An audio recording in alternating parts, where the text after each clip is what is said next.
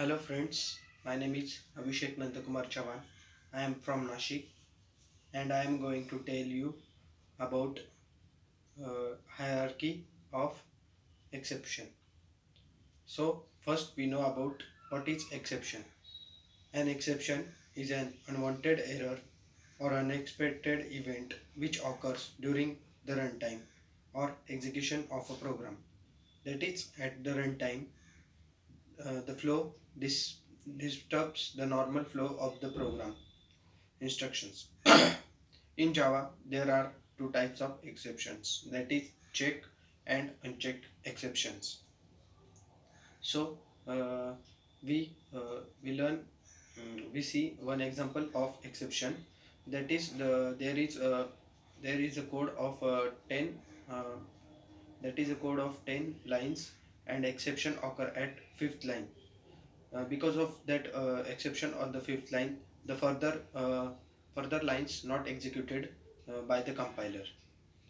So it gives a specific exception uh, to the user. Next, we see about hierarchy of exception. The Java Lang throwable class is the root class of Java exception.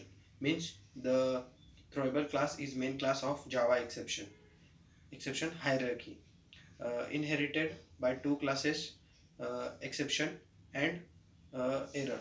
Means it is divided into two classes, that is first one is exception and second one is error. The hierarchy of Java exception classes is given below throwable class get divided into two parts, that is exception and error. In exceptions there are IO exception, SQL exception, class not found exception, and runtime exception. Further, or uh, in error, there is stack overflow exception, virtual runtime exception, out of memory error exception.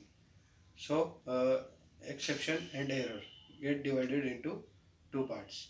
Exception further divided into uh, runtime exception get divided into uh, four parts, that is alternative exception, null pointer exception, number format exception, and uh, index out of bound exception.